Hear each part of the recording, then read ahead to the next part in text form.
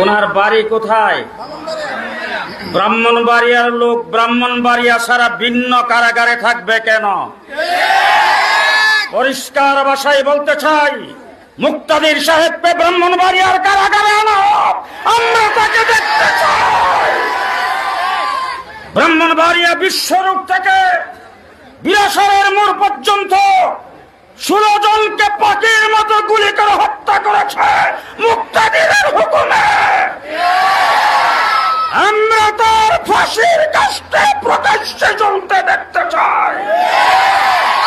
2 নম্বরের কথা বলতে চাই, ব্রিটিশ আমলে 4টে হত্যাকাণ্ড করেছে। একটা হলো পিলখানা, আরেকটা হলো 2013, আরেকটা হলো 2021, আরেকটা 2024, 2013 এবং 2021